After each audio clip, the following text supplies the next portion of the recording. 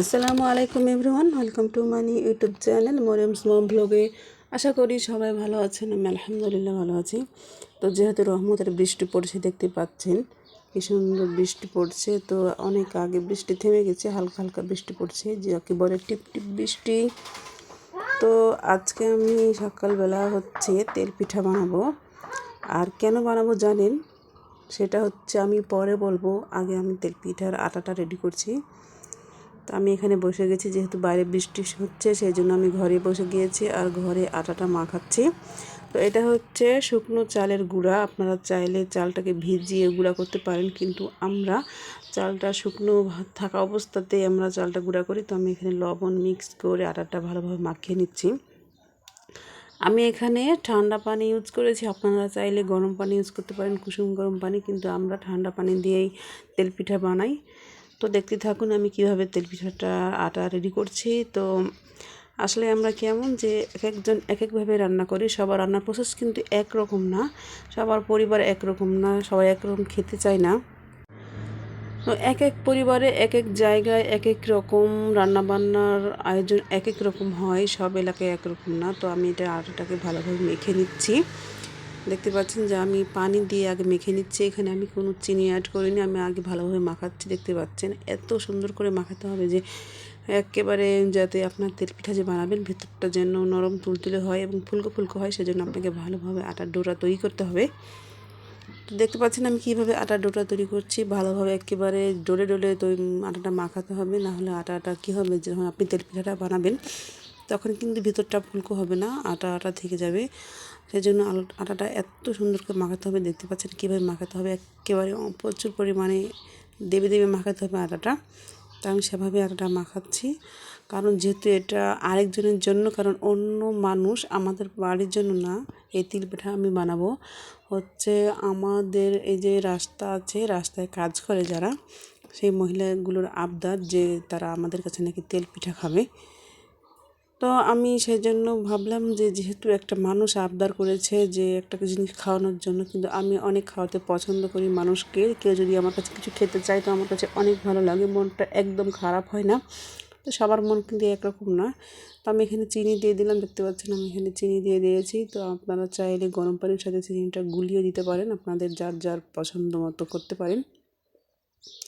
আমি এখানে চিনিটা ভালোভাবে অ্যাড করব, কারণ যেহেতু এটা অন্যজন খাবে, আমরা যদি নিজেরা খাই কোনো রকম হলে সমস্যা নেই, কিন্তু যেহেতু মানুষকে খাওয়াবো, সেহেতু কোনো রকম প্রবলেম হলে তারা হয়তো বা বলবে যে না, ওরা এটা এরকম বানাতে জানে না, এরকম সেরকম অনেক কিছু বলবে।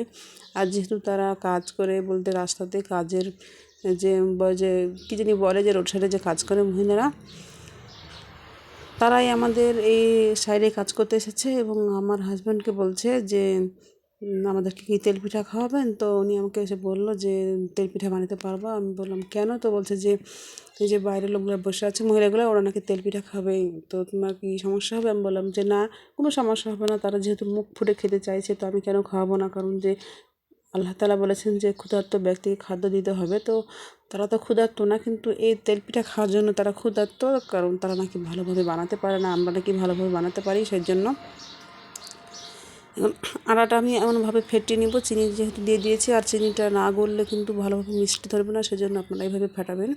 যেহেতু দেখছেন আমি কোনো এখানে পানি অ্যাড করিনি, এই যে চিনি দিয়েছি তাতে আটাটা এত পরিমাণে নরম হয়েছে। এখন আপনারা ফেটিয়ে ফেটিয়ে আটাটাকে ভালোভাবে মাখাবেন। তো চিনিটাকে আমি ভালোভাবে মাখিয়ে একটু ঢেকে দিলাম, যাতে চিনিটা যে যদি থাকে আস্তে আস্তে, তাহলে সেগুলো যেন গলে যায়। আর আমি একটু ঘরটা পরিষ্কার করব, কারণ যে ঘরটা অনেক নোংরা হয়ে আছে, কারণ আমাদের যেহেতু রোড সাইডে বাড়ি, অনেক ধুলো পড়ে ঘরে। মানে আপনি আজকে মুছবেন, পরিষ্কার করবেন, আপনি কালকেই যে দেখতে পাবেন যে ঘরের পুরো অবস্থাটা নোংরা হয়ে গেছে। কোনো কিছু ঠিক থাকে না, তো কিছু করার নেই। কারণ যে আপনি কার সাথে যুদ্ধ করবেন, রাস্তায় তো গাড়ি চলবেই। আমার ঘরের জন্য যে রাস্তায় গাড়ি চলা বন্ধ থাকবে যেমনটা কিন্তু না, সেই জন্য প্রতিদিনই আমার ঘরটা মুছতে হয়। তো করার কিছু নেই, সেই জন্য আমাকে এই যে ঘরগুলো গুছাতে হচ্ছে প্রতিদিন। আপনি প্রতিদিন মুছবেন, প্রতিদিন একই রকম অবস্থা, প্রতিদিন আপনাকে মুছতে হবে, নাহলে ধুলাবালি পরে পুরো নোংরা হয়ে যাবে। দেখছেন কী পরিমাণ শোকেসটার উপরে রেকশন দেওয়ার পরও এত পরিমাণে ধুলা হচ্ছে, যে অবস্থা একদম খারাপ। তো যেহেতু আমি যে রান্নাবান্না করবো, যেহেতু আজকে বৃষ্টি হচ্ছে আর বাইরে আবহাওয়াটা তেমনটা ভালো না, আকাশে অনেক বৃষ্টি আছে, তো আমি ঘরের ভিতরে কাজ করছি। আমার চুলা কিন্তু বাইরে, ঘরের ভিতরে আমার গ্যাস চুলা আছে, তো আমি গ্যাস চুলায় বানাবো না এগুলো। কারণ এই যে তেল পিঠাগুলো বানাতে একটু সময় লাগবে, যেহেতু বেশি বেশি বানাবো মানুষের খাবার। ওরা মনে হচ্ছে যে 10 থেকে 15 জনের মতো হবে, তো এতজন মানুষের আয়োজন আমি গ্যাসে বানাবো না, কারণ আমি চুলায় যাব। যেহেতু আমার খড়ি আছে সেহেতু আমি চুলায় করবো, তাহলে আমার গ্যাসটা কম পড়বে, সাশ্রয়ী হবে। সেজন্য তো আমি ভালোভাবে আগে ঘরটা গুছিয়ে নিলাম। যে বৃষ্টি হয়েছে তো বাইরে কি করবো, আড়াটা যেহেতু একটু রেস্ট আছে, তো আমি ঘরটা গুছিয়ে নিচ্ছি। তো আমার মেয়েরা টেবিলটাকে এত পরিমাণে নোংরা করে রেখেছে যে তারা কোনো সময় চায় না যে বইগুলো একটু গুছিয়ে রাখি। প্রাইভেট থেকে এসে, স্কুল থেকে এসে যার যার মতো করে ফেলে রাখছে। এত করে বলার পরও তারা কোনো কথাই কানে ওঠাচ্ছে না, যে ওর মা কি বলছে, মার কথা ওরা মানতেই চায় না। ইচ্ছে মতো আসবে, বই ফেলে চলে যাবে, ওর মা গোছাবে। মানে পুরো বিছানা, ঘর, টেবিল কোনো কিছু মন চায় না। অথচ আমার মেয়েরা ছোটো না একদম, যে 2-4 বছরের বাচ্চা এরকম না, আবার 8-9 বছরের বাচ্চা আর কত কীরকম হবে বলেন, কতটা আর গোছালো হবে, তাদের সেরকম অতটা জ্ঞান হয়নি। তো তারপর আমি বলি, যেহেতু মেয়ে মানুষ একটু গোছানো শিখতে হবে, আর তারা আস্তে আস্তে বড়ো হচ্ছে, তাদের তো গোছানো অবশ্যই শিখতে হবে। কিন্তু আমি বলি যে যখন স্কুল থেকে আসবা তখন ব্যাগটা একটু সুন্দর মতো রাখবা। কারণ যে মানুষ ছোট থেকে বড় হয়, ছোট থেকে যেভাবে মানুষ কাজ শিখবে, বড় হয়ে কিন্তু সেভাবেই কাজ করবে। আপনি দেখবেন যে একটা গাছ লাগাবেন, গাছটা যদি শুরু থেকে ভালো হয় তাহলে দেখবেন যে বড় হয়ে ভালো হচ্ছে। যদি গাছ লাগানোর পরে গাছটা একটু বাঁকা হয়, কিন্তু গাছটা 10 বছর পরও যদি বেঁচে থাকে তো দেখবেন যে বাঁকাই থেকে যাচ্ছে। এরকমই তো, এই জন্য আমি বলি যে যেহেতু তোমরা মেয়ে মানুষ, বড় হচ্ছে, একটু কাজ শিখো, তাহলে বড় হতে হতে তোমাদের পুরো কাজটা শেখা হয়ে যাবে। কিন্তু কে শুনে কার কথা। তো বাইরে চলে আসলাম, তো বাইরে একটু ক্লিয়ার হচ্ছে, আর রোদ উঠেছে, দেখা যাচ্ছে যে ক্লিয়ার হয়ে গেছে। তো আমি এখন চুলা পাড়ে চলে যাব। তো যে ছাগলকে ভাতগুলো খেতে দিয়েছি, তো মুরগি ছাগল একসাথে খাচ্ছে, যেহেতু আমাদের গ্রামের বাড়ি, আর এখানে কোনো আপনার ছাগল আলাদা নেই, মুরগি আলাদা নেই। গ্রামের বাড়ি মানে কি, সব কিছু একসাথে, মানুষ, গরু, ছাগল, মুরগি একসাথে। তো আমি আমার শাশুড়িকে দিয়ে দিয়েছি যে আমার শাশুড়ি বানাবেন তেলপিঠাটা, কারণ আমি বাইরে অন্য কাজ করব। কারণ যে এগুলো বানাতে অনেক সময় লাগবে, যেহেতু বেশি মানুষের খাবার, একটু আধটু তো হবে না। তো যেহেতু বৃষ্টি হয়েছিল, অনেক কাজ বাকি আছে বাইরে, আবার রান্নাবান্না করতে হবে, প্রায় দুপুর হয়ে আসছে, তো রান্নাবান্নার আয়োজন করতে হবে। এখন যদি আমি এখানে বসে প্রায় 1 থেকে 1.5 ঘন্টা সময় লাগবে, তো এতক্ষণ তো আমার হাতে সময় না, সেজন্য আমি আমার শাশুড়িকে দিয়ে দিয়েছি তেলপিঠা বানানোর জন্য। আর আমি হচ্ছে যে আমরা আমাদের এলাকায় যে একটা মাটির কড়াই দিয়ে বানায়, আবার কেউ দস্তার কড়াইও বানায়, কিন্তু এই মাটির কড়াইটা অনেক সুন্দর ফুলকো ফুলকো হবে, গোল গোল হবে, সুন্দর হবে। এখানে যদি আপনারা এই মাটির কড়াইতে যদি আপনারা তেলপিঠা বানান, তাহলে দেখতে পাচ্ছেন কি পরিমাণ তেলের ভিতরে ডুবে আছে। কারণ এই অল্প তেল দিলেও, যেহেতু এটা গোল, অল্প তেল দিলেও মনে হচ্ছে যে অনেক তেল দিয়েছি, আর অনেক তেলে এটা ভাজা হবে। সেজন্য তো দেখতে পাচ্ছেন কীভাবে ফুলে উঠেছে, কি সুন্দর কিন্তু ফুলকো হয়েছে। দেখতে পাচ্ছেন যে দেওয়ার সাথে সাথে একেবারে ফুলে উঠে গেছে তেলপিঠা। তো আমি ভাবলাম যে একটু দেখি যে কীভাবে বানাচ্ছে। তো এক পিঠ হয়ে গেছে, আরেক পিঠ হচ্ছে। তো আমি দেখব যে ভিতরটা ঠিক কীরকম আছে, তারপরে আমি এখান থেকে চলে যাব। তো এখন আমার শাশুড়ি একটা উঠে নিয়েছে, এখন আর একটা দিয়ে দিয়েছে। এখন আমি পিঠাটা দেখব যে ঠিক তার ভেতরটা কীরকম হয়েছে, ফুলকো হয়েছে কি না।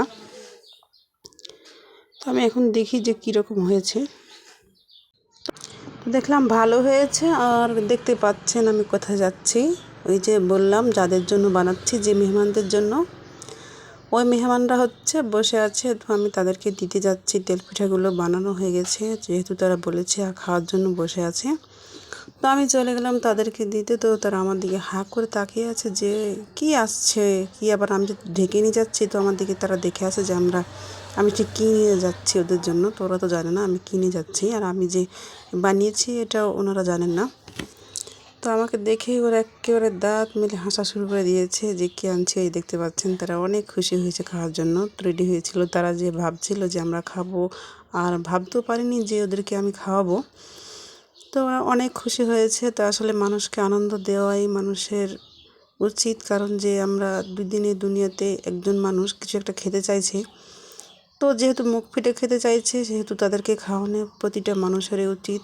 তো সবাই ভালো থাকবেন, সুস্থ থাকবেন, আমার জন্য দোয়া করবেন, আমাদের সবাইকে খাওয়াতে